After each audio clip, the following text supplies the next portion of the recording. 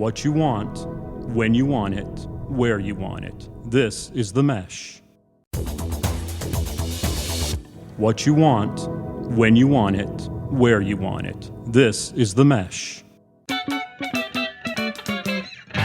Foot Candle Films. Film news and reviews from two guys who really like movies. This episode is brought to you by the Foot Candle Film Society. For a schedule of upcoming screenings and membership information, visit the Society's website at www.footcandle.org. Hello everyone and welcome to Foot Candle Films here on the Mesh.tv podcast network. My name is Alan Jackson. With me across the table, Christopher Fry. We are the co-directors of the Foot Candle Film Society here in Western North Carolina, and also directors of the annual Foot Candle Film Festival, which we just wrapped up successfully, our 9th one, just about a week and a half ago, right? So yes.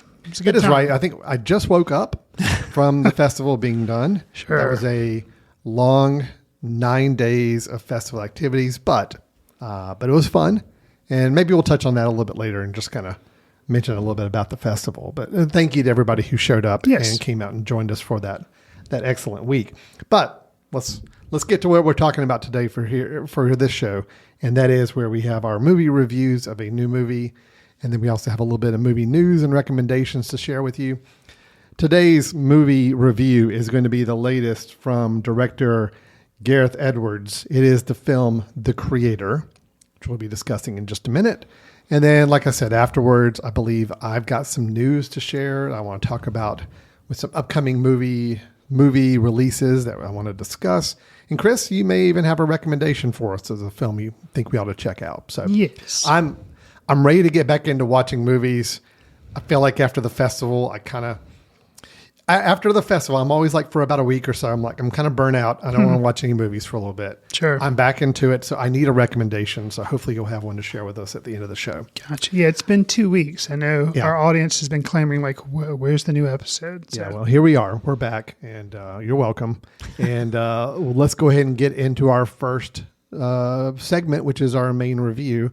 It is the film The Creator. When the war started, they protected me. Took better care of me than humans would have. They're not people, Maya. It's just programming. 10 years ago today, the artificial intelligence created to protect us detonated a nuclear warhead in Los Angeles. This is a fight for our very existence. Gareth Edwards made his feature film debut in 2010 with the indie Monsters. He then went on to direct 2014's Godzilla and the 2016 Star Wars prequel Rogue One. Now, 7 years later, Edwards has returned with a film that takes place during a war between the human race and the forces of artificial intelligence. Joshua, played by John David Washington, is a hardened ex-Special Forces agent grieving the disappearance of his wife, who has been recruited to hunt down and kill the Creator, the elusive architect of the advanced AI, who has developed a weapon that is rumored to have the power to end the war and possibly mankind itself. Alan, I believe you'd been looking forward to this film since seeing the previews. Yes. What was your experience screening the film? So, a couple of things on this. I'm going to go ahead and just lay it on out there. I really, really like this film. I had a really good time with this film. There are some issues we'll discuss later, but overall, my general impression is I did like what this film was doing. We have a science fiction film that felt real, I guess is the best way I could give it. I think production design and the way it looked visually was beautiful. I really enjoyed spending time in this future reality, this world that's been created. It's gotten some complaints from people I've seen online, not reading any other reviews, but just more like random posts people are making about it feeling derivative from other science fiction films. Yes, it does. Is that a bad thing? Not for me. I was fine with it. I think it took ideas from other films and use them to their best of their ability to serve the story. So I was fine. I still think there was enough originality to the film to make it interesting for me. I like the story. I think the story worked for the most part, although the story did, to me, break down towards the end of the film. The latter half of the film, the latter third really, started to kind of break apart for me. I think they were really trying to figure out a way to weave this story together and to come to a satisfying ending, and it didn't quite get there the way I'd hoped, that I was led to believe the first 2/3 of the film. But it was not that it was a bad ending. It just, I felt like it got very clunky and it got a little more overcomplicated than it needed to be story-wise. But overall, I really enjoyed the fact that it's an original science fiction film as far as story goes, not based on a franchise, not based on any kind of sequel situation, not any kind of pre-existing intellectual property. And that it was an entertaining film and well done. I like John David Washington. I've always liked him since he's really become a leading man in some films, and I think he's really strong here. I like Gareth Edwards as a director. I mean, his version of Godzilla from several years back is still one of my favorite iterations of that story. His Rogue One, obviously, a lot of people are big fans of his work on the Star Wars trilogy or franchise. So again, I did like this quite a bit. I saw some nose wrinkling over across the table from me, so I'm looking forward to hearing you possibly counter me on some things, and we will see where that goes. But otherwise, I did enjoy this film. I can go into more details in a bit, but I want to hear your take first. The world building of the film is extremely successful and notable to me because, as has been noted in the press, and I'll do air quotes, it was made on the cheap, so to speak, as compared with other big budget superhero movies that are happening. And I'll say it looks as good or better than a lot of those. And I think that is the highlight and the strong point of the film, is creating this world. It looks like, for example, quoting another non-superhero, but Dune. Mm-hmm. It has, in many instances, like a Dune type portrayal of a world and vehicles and spaceships and everything. And it looks that good, but spent for a lot less money. So that to me is admirable. And I think that's the quality of the film that really stands out, as opposed to something like the Speed Force toilet bowl from The Flash that we reviewed, a couple of months ago. So yeah, kudos to that. Also on board with John David Washington. He's solid. It's not a surprise. We've seen his Black Klansman and Tenet and stuff. I'm like, yeah, the guy's good. Another thing for me that was nice was Allison Janney plays a great villain, unlike the recent Blue Beetle movie where Susan Sarandon was playing a female antagonist, and she was just like, it wasn't believable. We kind of joked that we didn't even know she knew she was in that movie. Allison Janney is in this film, and I think does a great job. Absolutely. So that worked for me. Ken Watanabe, I always like him. Granted, he was very brief in here, but I liked. And he didn't have a whole lot to do, but what he could do, I liked. I've always been a fan of his. But you hinted at it, and the people that have detracted on this online, I have not reviewed it. I was waiting to review it on the show. It is a shame that the story to me did feel extremely derivative, so much so that I was bored. The visuals were good, but other than that, it just felt like a mashup of like a Blade Runner type film, or like in a way Terminator type films. Like there was just nothing unique, and there's kind of supposed to be a twist or surprise, which was completely not a surprise and not a twist for me at all. Mm-hmm. And yes, some of the final moments of the film are kind of shrug-inducing, eye-rolling to me, which is unfortunate. I would say I mentioned a rattled off Monsters, Godzilla, Rogue One. Of all his films, this definitely ranks the lowest out of all the ones that he's made. Wow. But I do appreciate the fact that it was trying to be original. It's just so sad that it just ended up seeming so derivative to me. But, if people really like sci-fi, and maybe if you haven't geeked out to as many sci-fi movies, maybe you would like this better because it wouldn't seem, I don't know, it wouldn't seem as derivative. But it's not a bad movie. It just, there was potential there, especially with the actors and the visuals involved. There was potential there to be something much better. And unfortunately, it just didn't quite hit the mark. So I just have a hard time with the derivative complaint that people have of it. Because, I mean, look, if I go back and watch Blade Runner, right. there were derivative moments from it from previous sci-fi films.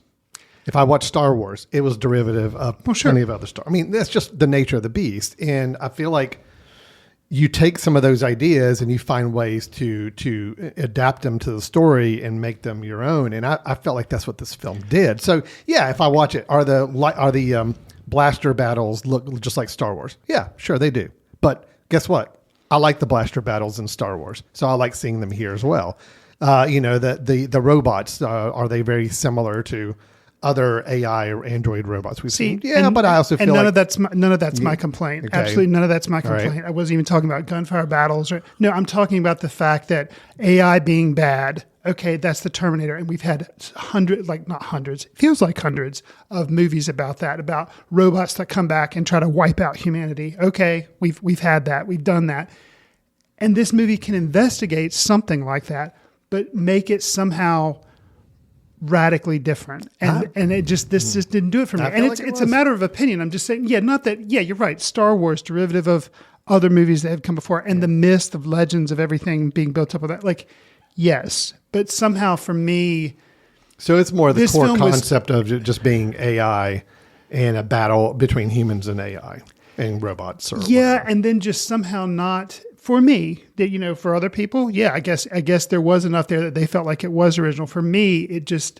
never really offered me anything that seemed like it was building upon. Take building block. Everybody borrows some other films and everything. Yeah, I get that. It just seemed like once you had the building blocks in place of the general idea, you didn't really do anything with it. You just build a very generic sci-fi tale, which there again, I'm not saying it's a terrible movie. I'm just saying it just doesn't really stand out.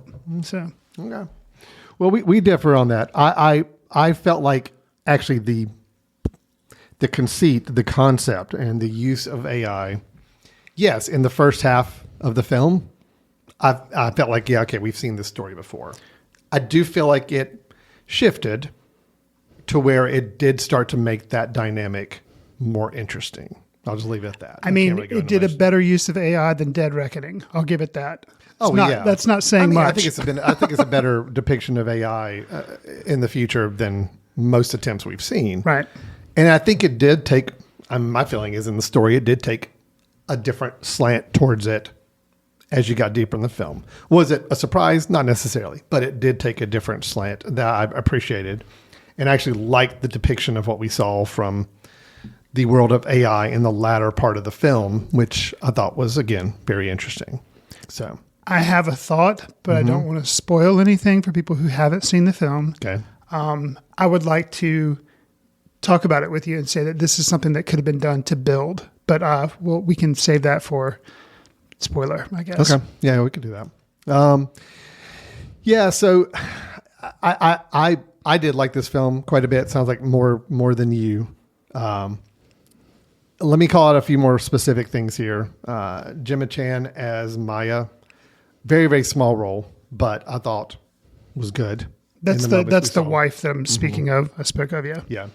You mentioned Allison Janney, which I think was great as Colonel Howell. Ken Watanabe as Harun, I believe, and Sturgill Simpson as Drew.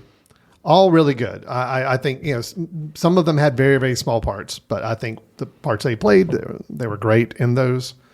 The thing is, I kind of go back to the production design and just the look and feel of this film. Because again, I really just found myself really just engrossed in the film because I think the look is what brought me in. I was able to go and stay with the story and the plot enough to keep me engaged in it.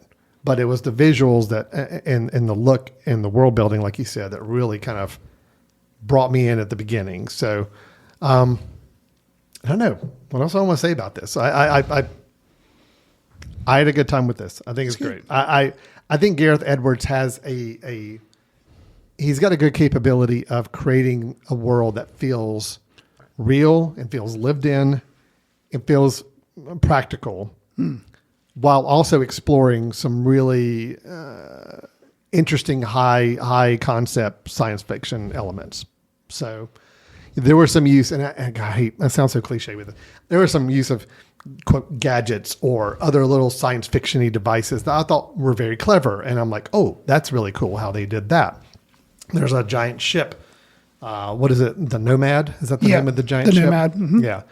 And just the way it moved and the way it would kind of scan the area and kind of giving you it's a very building of dread, because like you don't know where that scan is going to end, or you don't know where that identifier that's showing where it's about to drop massive bombs on. Yeah. I mean, concepts like that, that's like, okay, that's really cool. It's practical. I do feel like that's probably how it could work in a future situation if that kind of technology existed.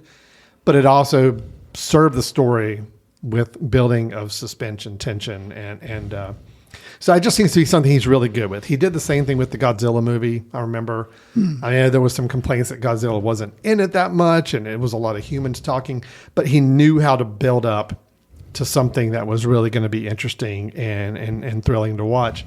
Here, I felt we had the same kind of thing. And we didn't mention the child, but Madeline Yuna, I believe, playing Alfie, who is the young child. If you've seen the trailer, Right. There's a child involved. We'll kind of be very nebulous about that child's role in the film, but just understand that the John David Washington character has a little bit of a quest kind of created for him that involves that child and getting that child to go somewhere. So we'll kind of leave it very broad like that. Chris, you got any other thoughts on this? No, save the one. Save The one spoiler comment. thing you wanna the do. spoiler comment. Yeah. Okay. Well, maybe what we could do, just because I feel like, I don't know, I don't have as much to dig into beyond what we've talked about. Sure. I feel like we've kind of reviewed it the way we wanted to review Sure. it. Absolutely. I'm very happy with it. Chris was not as happy with it. Correct. I think of the 4 films. Honestly, I've never seen Monsters, so I don't. Oh, really? I never saw Gareth Edwards' Monsters, so I can't give any connection to that one. But I was not always the biggest fan of Rogue One. I mean, Loved it. I know you did, and I liked it, but I think I was in a weird Star Wars place at that time, and I've only seen it once. I probably need to go back and review it again. But I do really like his Godzilla. So, I mean, the only thing bad I can say about Rogue One is it was possibly one of the first movies to do the whole face replacement on people, where we got a young version of Princess Leia. Like, I think it may have been one of the first movies to do that. Now, I absolutely hated that. But outside of that, I don't blame I love Gareth the movie. Edwards for that, though. No, I it's think that pressure was from a studio studios and thing. everything. Yeah. Yeah, sure. But I mean, I'm a big fan of his Godzilla. I did appreciate Rogue One, and I think on a second viewing, I would probably appreciate it even much more. So no, I'm on board with the creator. I think it's great. I think if you're looking for, something, a new science fiction film that does some great world building, is not based on anything previously, so you don't have to come in with any kind of awareness or knowledge.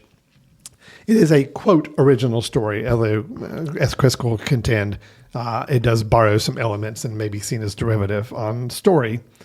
But it is, on the surface, and, quote, an original film. I got to give it kudos for that. I mean, I love the fact that it is something original. The shame of it is, unfortunately, it's bombed at the box office, which is a shame to me, because that just means that I don't think it's deserving of that. It's not great, but it didn't. Yeah, at least it's original. it's just showing, unfortunately, I don't think there's still quite the studios have figured out how to either market, or is it just that audiences are just not connecting with original content right now, and it's all still franchise based and IP based, and even then, I think they're becoming a lot more selective too. But that's a whole nother topic for another day. All right, well, that is The Creator. Kind of a light review we gave. I don't really feel like we dug much into it. But do you want to flip over to spoilers? Yeah, right. And that way, if you haven't seen the movie and you don't want anything to spoil for you, just skip forward a little bit until you hear us start to do the news segment, and then you'll know you're in the clear. So Okay. All right, so we're just giving a few seconds here, and then we'll just spoil some of The Creator here.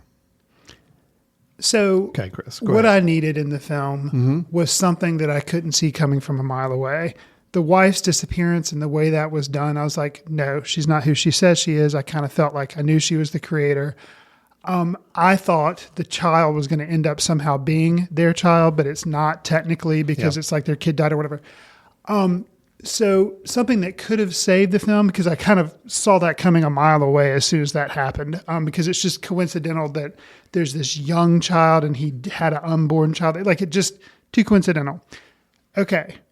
Now, granted, this is science fiction. I don't know how this would have worked, but something that could have made this truly original is that Gemma Chan, Maya, in the film, was a completely AI entity all along. And because she was so real, Joshua, John David Washington, didn't realize this. And somehow they are able to have an actual child, even though she is a machine and he is not. They're able to conceive a child, and Alfie is literally their child. So somehow that has happened, and he doesn't realize it until the end of the film that, like, oh wait, not only is this my kid, but my wife was a robot the entire time. Like, that could have, and that totally would have like somehow been something new and original. Like, oh, it's AI and we think they're bad and they're trying to wipe us out and we hate them, and all this, like, and that would have somehow been something that would have been like next level. And I've been like, okay, thank you. That's something like that. Whereas, but that's something I don't want to spoil anything. That's why we did this. But like, that would have helped elevate it a little bit. I could see that being an interesting view. I actually thought at one point maybe that's where they were going to go. The mystery of Maya, was not. I think it was a little clunkily handled, and that it either could have been a true surprise when she appears at the end, if like you really have been just led to believe that she is dead, and there's no hinting that she's not dead. Right. They hinted enough times that she's not dead to where when you did actually find her, and she was technically, for all intents and purposes, dead when they found her. I mean, there's no life to her. That's where I felt it was clunky. I felt like that whole wrap up, the whole resolution could have been much more elegant than it was. Not to say I needed like some big emotional reunion thing, but it just didn't land. Okay. Yeah. I'll tell you, for me, the parts where I will say the film did lose me some is at the very end, is the kind of the, when you're building to this point of there's a giant climactic action sequence and there's a timer on a bomb involved, and it's just, you kind of know what's going to happen. You know that the child's going to be saved because that's what's going to happen. Right. You kind of get the impression the John David Washington character Joshua is going to sacrifice himself. But they still somehow found time with like a minute left in a bomb for him to make his way down to that big garden where Maya is. And Maya's been resurrected. She didn't resurrect for the child, but she just happened to be resurrected in time to see him. That's where I'm like, okay, that's you've kind of lost me a little bit there. That the ending was not very elegant, and I was expecting a Rogue One ending where it was going to be just super like, everybody died. It's like, that's what I was expecting. And I thought, even the kid's going to die. It's like, everybody's just going to die. But they did it in destroying the big ship. And that's all that mattered. Sure. They tried to squeeze in a little more happy ending-ish to it. And it felt very forced. And I just think the whole last 15 minutes felt very chaotic and very, we need to move this person here. We got to move this person here. This person has to have this happen and this happen. And it's just too much machinations, instead of just letting a more natural ending happen. So I will say I was disappointed with the way it wrapped up. But up until that point, I was totally digging it. So, and I still ultimately really did like the movie at the end of the day. So sure. Yeah. No, I think your take could have been interesting. Yes. I think there's a lot of different ways they could have made this more interesting. I just appreciate, since we're in spoilering, I can go in. Yeah. I just will say I appreciated the fact that even though I kind of could have expected it, to learn about halfway through that, okay, first half of the movie, we're being heard from the American government and all that. Okay, AI turned bad. They wiped out millions of people. There's a giant crater out in the, this place where they killed all these people. Right. So now they're our enemies. I like the concept that like, hey, we eradicated it, but it's just over in Asia that they're still keeping AI, and we're worried about that, so we need to do something about that. And then to come to find out, unfortunately, through some clunky exposition, which there were way too many times of somebody saying, like at their deathbed, here's what's happening, here's what's going on. Okay, that's kind of lazy, so that bothered me a little bit. But this idea that no, the AI actually, that whole bomb was because of human programming error, and I'm like, okay, that's where I'm like, oh, okay, so AI is good, humans are bad. We basically are turning this into Avatar, a much better version of Avatar, which is good for me. So I mean, it became Avatar after that point, because this is better than Avatar. Yes. Yes. It's the humans are chasing down the AI versions because they are threatened by them and they want to eradicate them. And, and then you've got one guy. So what you're kind saying of is a it's rebel. a little derivative of Avatar. It is. No, look, hey, Yeah. a lot of sci-fi is derivative. Absolutely, sure. So, it is what it is, but this is a much better version of Avatar story-wise, but it does turn into Avatar by the second half. So anyway, okay, I think we've spoiled enough on that. Okay. We're good? Yes. All right. So we're back. We're going to take a quick break. And when we come back, Chris and I have a news item and a recommendation to share with you. So stay tuned. We'll be right back with Foot Candle Films. This podcast is sponsored by Jackson Creative, a custom communication agency located in downtown Hickory, North Carolina, specializing in online content creation. To learn more, visit thejacksoncreative.com. Jackson Creative, we tell your story. Welcome back to Foot Candle Films here on the Mesh.tv podcast network. Alan and Chris here. We had our short, but I guess effective review of The Creator. I think we're both just kind of like, I really liked it. Chris was a little let down, but we felt like we said what we had to say about it. So why do I just not feel satisfied with that? I don't know. I think we wanted a little something more to dig into, and with the promise of being an original film, not a franchise that looked great in the previews, we expected more to dig into. I think that's it. Well, maybe that was it. All right. Well, let's jump right into it. Let's talk about some news items. Well, Sure. Really just one main news item I wanted to bring up. So, Chris, we like to talk about projects that are on the horizon coming our way and try to find some interesting things that are happening in the film business. And I'm always drawn to projects that are involving actors from decades past that had their heyday. They were really, really big at the time. And then they've just kind of fallen off a little bit of the radar. And then you hear about a new project where they're trying to come back out to the movie world. I mentioned Meg Ryan a few weeks ago. I showed you the trailer Yes. for the film which I thought that's a good example of one. Meg Ryan, I mean, she was huge in like late 80s, very early 90s. Sleepless in Seattle, Yeah. You've Got Mail, Harry Met Sally. And then just kind of dropped off. Sure. And now trying to make a little bit of a resurgence, actually directing a film. So kind of curious about that. Another person that kind of falls in that category for me, and probably even more so for a lot of reasons, is Kevin Costner. Okay. Kevin Costner, early to mid 90s. I mean, He's big. that was the guy. Okay. Yeah. He was my favorite actor at the time. Like mid 90s, Dances with Wolves came Then out. along came Waterworld, and you just I forgave him for Waterworld. I actually didn't think Waterworld was that bad. But Dances with Wolves, I remember that was a pretty impactful movie for me because whatever time, I think that was when I was really kind of getting into movies and thinking about movies a lot more. And it was just, such a big epic film for me. Yeah. Does it have issues now that I've seen it a few times since then? Yeah. It's not as perfect as I kind of imagined it to be back in whenever it came out. But still, Kevin Costner was the man. And the fact that he was an actor and a director, and he directed this Oscar-winning film. And, and then you had Bull Durham, and you had, what else? It was Bull Durham, Dances with Wolves. I mean, The Untouchables was one of the first ones he did. sure. So many great films that he was a part of. Then he started to kind of get into a lot of smaller B-movie projects or ones that just didn't make any money, and you just didn't really hear from him that much.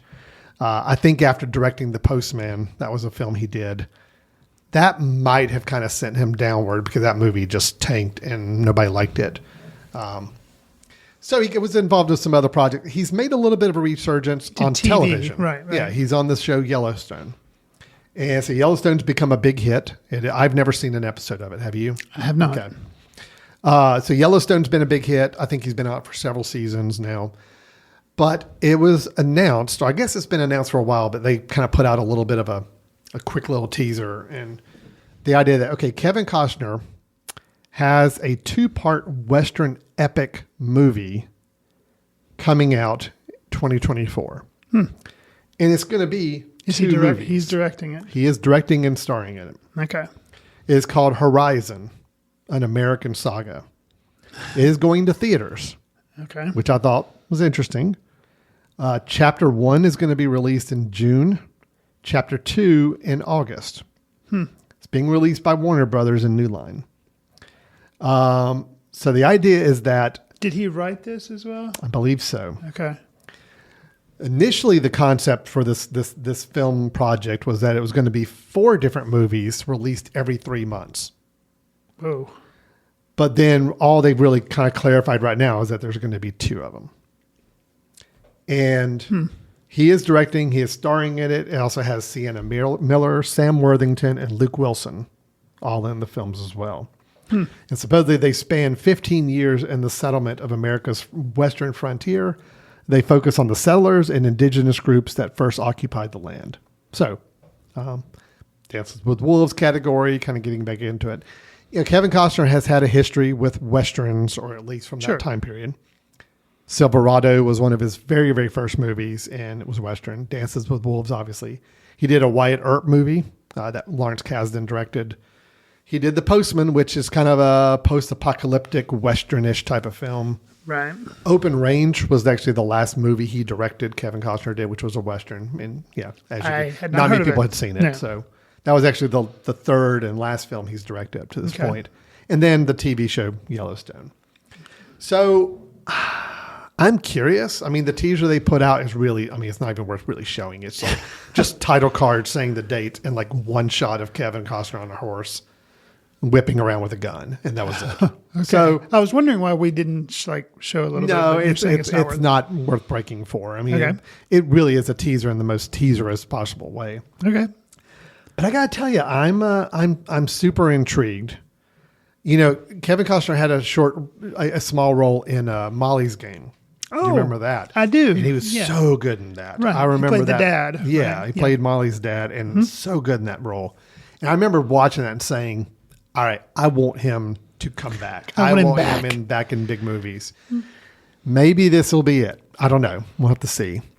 It's pretty impressive to me that, I mean, I guess it makes sense a little bit that they dialed it back from 4 to 2, but it's odd to me that he's not just doing a new movie. Oh no, it's like a very ambitious 2-parter, which apparently maybe was originally going to be a 4-parter. That just seems really I think it's surprising to me. I think they could still be wanting to do a 4-parter, but I think there's probably some, you know what? Let's release the first 2 and just see how that do before we commit. So kind of like what they did with George Lucas when he pitched Star Wars, like, tell you what, buddy, we're not going to give you 6 films. We'll give you 3. Yeah, So, just here's 3. Knock yourself out. We'll see if we do another 3 or not. I mean, Westerns are one of those things that it's kind of like, I mean, I guess it is a period piece, but it's a specific type of period piece. Not really my bag. Yeah. I have seen, some and stuff, but it's just not something I'm going to go out for. If I hear this is really good, then yeah, I'll jump on board and go see it in the theater, because seeing a truly original Western that maybe has a little bit of historical accuracy in the theater, yeah, that'd be cool. Because I like thinking like I learned something when I leave a movie theater. But yeah, for me, it's definitely kind of a wait and see type thing. But I think, like you say, I do think Kevin Costner is a good actor. So it would be nice to see him come back. Yeah, I would really like to see him come back. You know, that was always my thing with, I remember with Eddie Murphy, I felt the same way about. And we have had a little bit of a resurgence with him with some films he did in the last, just in the last few years. And he did some more interesting films. Dolomite, They Call Me Dolomite was good. There was a couple more he did I thought were actually okay movies. I never saw Dreamgirls, but I heard that. Oh yeah, that was kind of actor his. good. That was a little bit of his. I won't say comeback, but that was like a little bit of his building him back up as Gotcha. being in movies, but he still hasn't quite gotten back into it like I kind of hoped he would. Sure. So Kevin Costner is also in that bank of people for me. So I'm excited to see it. Hopeful it's good. Hopeful it takes off. Hopeful it kind of reestablishes him. I could just see him definitely later in his life being a really interesting actor, putting on some interesting projects. So we'll see. We'll see. But of course, the fact that I've never watched him in Yellowstone also kind of indicts me a little bit and saying maybe I'm not the biggest Kevin Costner supporter as I used to think I was. But anyway, we will see what happens with Horizon, an American Saga. Nice. Coming out, first installment, June 28th, 2024. And it's surprising to me that it's not released on like a streaming service if they already know it's going to be installments, because that would be less risky. So, but bravo, movies coming back to theaters, this, Kevin Costner making a return to the big screen. Okay, cool. But kind of surprising that that's been greenlit, but we'll see. Yeah, it is. But I mean, I think they're trying to follow the whole trend of, everybody's doing part 1, part 2, type of thing. Oh, yeah. I like the fact that at least if they're doing a part 1, part 2, right now they're planning on them only being 3 months apart. Which I'm like, that's good. Yeah. Because I do think these 1 year apart, part 1s, part 2s is a long wait on things. I will say though, back to our comment on AI in the previous review. Yes. It will be opening when it opens up in June 28th. Currently is set to open against Tom Cruise's Mission Impossible Dead Reckoning Part 2. Which Right. I think the AI is going to win on that one. So I think Mr. Cruise is going to probably prevail that weekend. Probably so. Yeah, we'll see. All right. Well, that is the news I wanted to cover. But Chris, I'm anxious to hear you have a recommendation of a film you think we ought to check out, maybe consider. I'm anxious to hear because again, I'm looking to build back up my watch list. Okay. I'm ready to watch some more movies. So tell me one I ought to check out. So you will be able to check this out if you have a subscription to Hulu. It is No One Will Save You, and it's directed by Brian Duffield. And I'll give you a short little plot synopsis here. A young woman who's played by Caitlin Dever, who she was in like Booksmart. People may know her from that. But she's been alienated from her community and finds herself in a face-off against a host of extraterrestrial beings who threaten her future while forcing her to deal with her past. Basically, it's an alien home invasion movie instead of just a home invasion movie, because she has a house and people are trying to break in. It's not just anybody, it's aliens.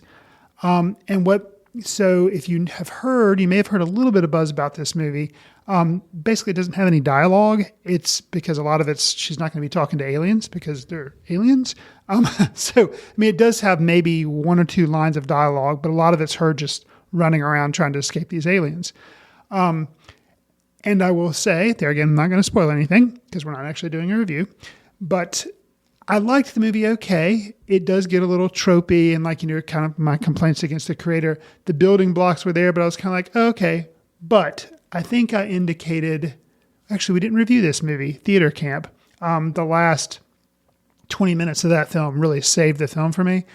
The same way, this wasn't even 20 minutes. This is kind of where the film ends up in the last 5-10 minutes or whatever, 10-15 minutes.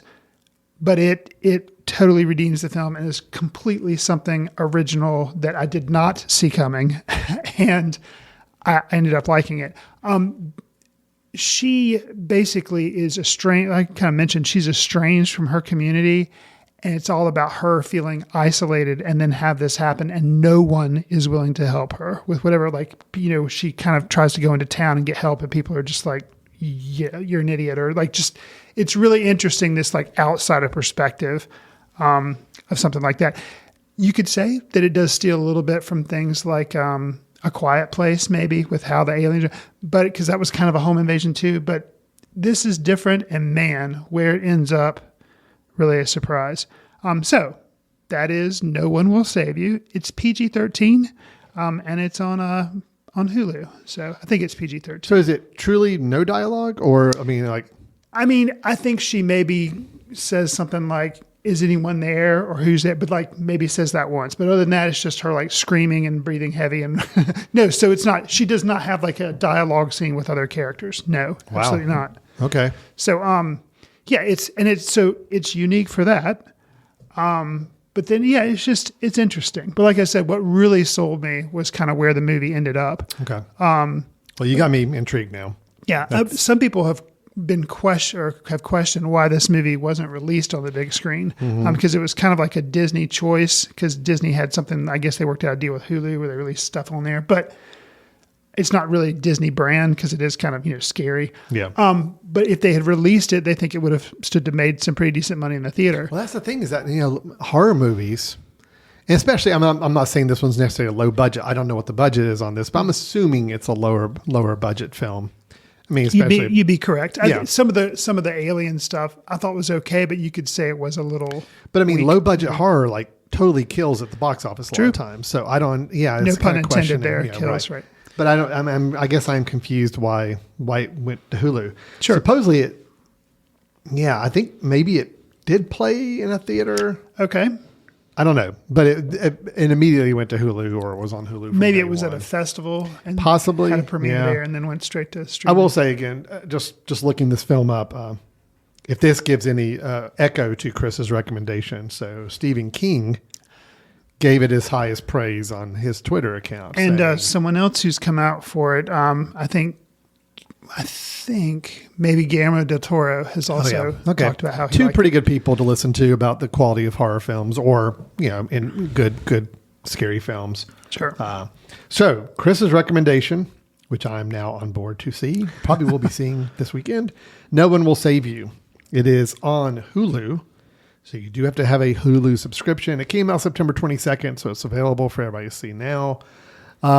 Chris is recommending it, and I am looking forward to seeing it. So the event, like if you saw The Creator and maybe were a little let down like me, see No One Will Save You. It's on Hulu. Or if you're looking for kind of a new horror movie or whatever scary movie to watch during October, since we're in scary movie season, then this can fill that bill.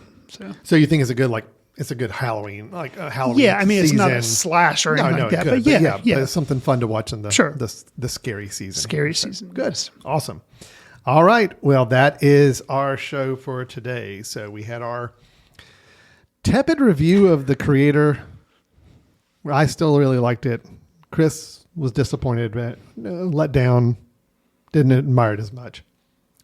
We talked about Kevin Costner. Mm-hmm. And how much I like Kevin Costner, how much I want Kevin Costner to make a comeback, and hopefully what was the name of it again? Horizon. Which is weird. That's not a good title for it. Frontier. And that's not even They should have called it Frontier. That's not even the full title, right? No, it's an Horizon, American saga or something like that. Frontier would have been better. Frontier. I agree. Horizon has a little sci-fi feel to it. So. Yeah, it does. Yeah. Anyway, Horizon, An American Tale comes out next year in 2 parts with Kevin Costner. And then Chris gave the recommendation of a Hulu exclusive movie that is worth seeing called No One Will Save You. And so that is our show. So Chris, we did have our Candle Film Festival. Just do a quick little mention of that. Yes. Our 9th annual one completed a little over a week ago. We had a excellent time. I think people had a good time. I think we showed some really great films. People were excited in general with the festival as a whole. Any takeaways from you, Chris? I mean, I know we had obviously some people who won awards. Well, yeah, I feel like we should probably run down the awards winners. Let's do that. Just because why not? King Cole won Best Documentary Feature, and I'm going to quote one Mr. Alan Jackson as he says that it was he thinks one of the best shot documentaries that he's ever seen. Yes, and I still stand by that.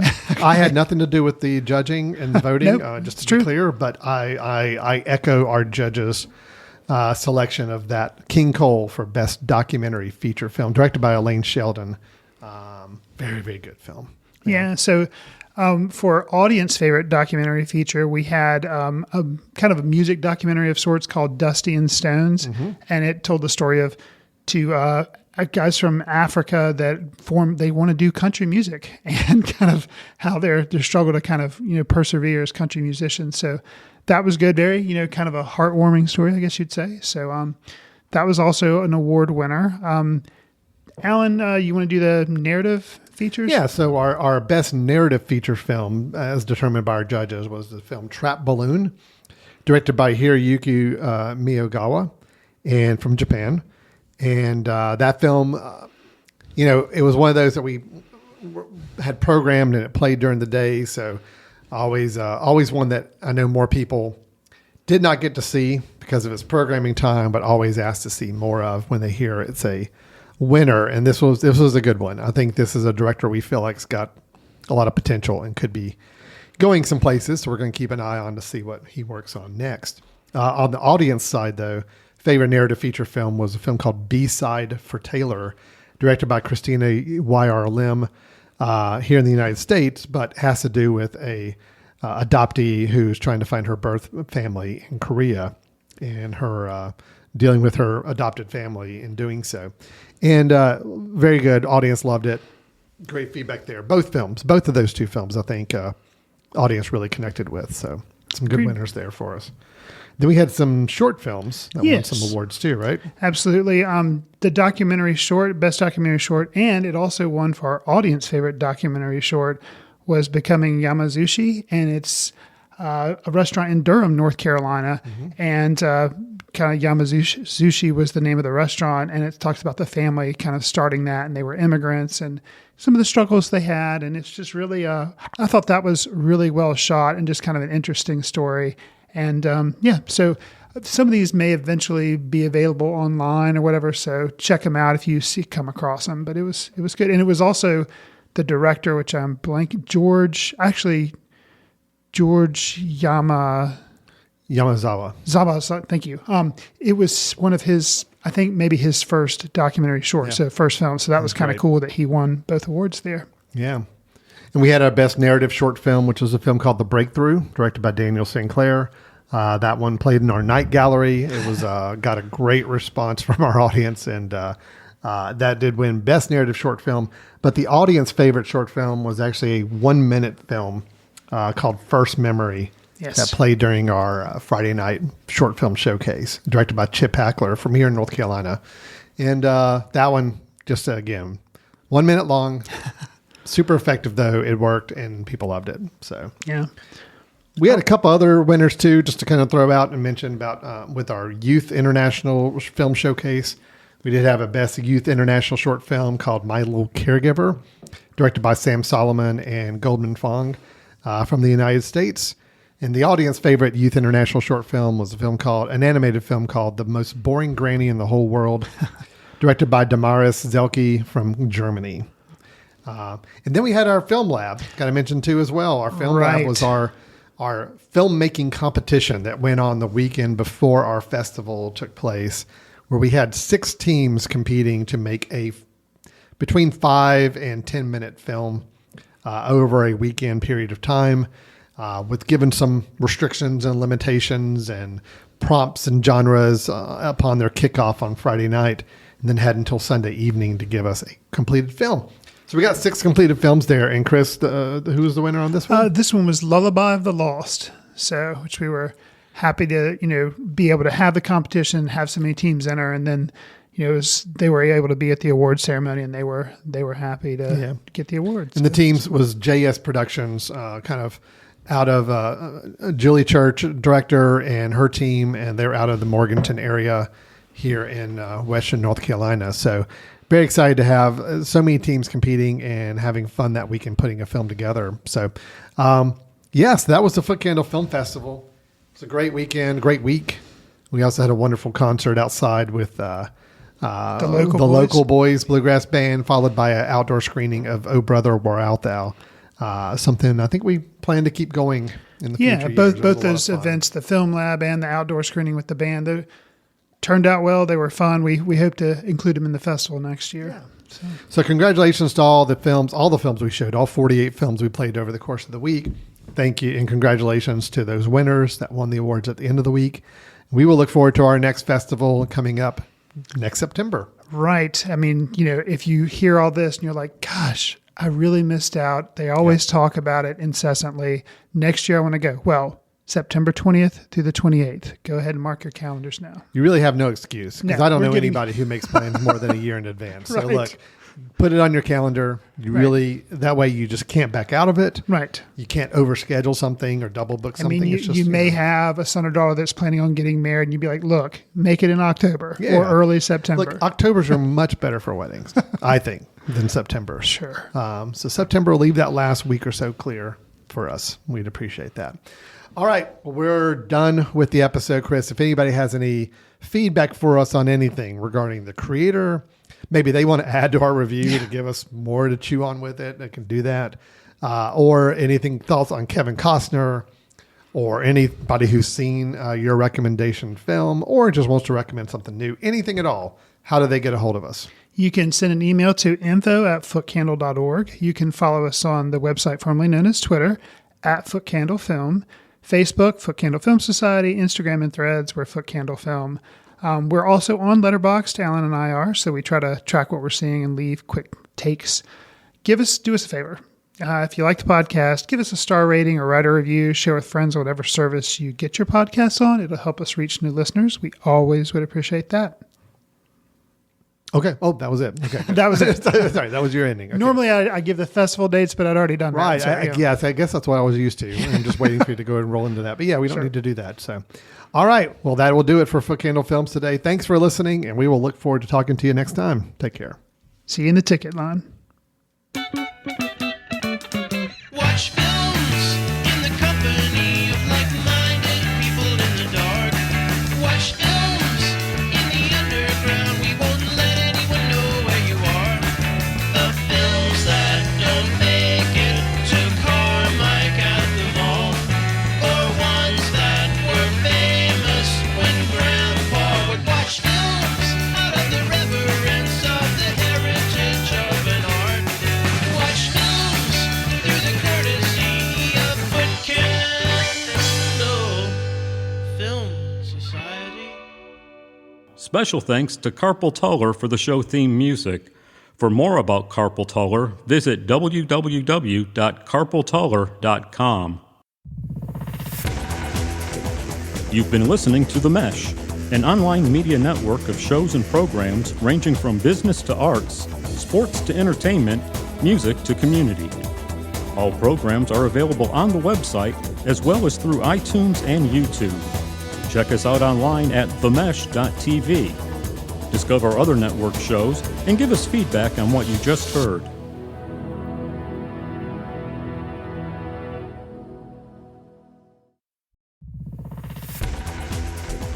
You've been listening to The Mesh, an online media network of shows and programs ranging from business to arts, sports to entertainment, music to community. All programs are available on the website as well as through iTunes and YouTube. Check us out online at themesh.tv. Discover other network shows and give us feedback on what you just heard.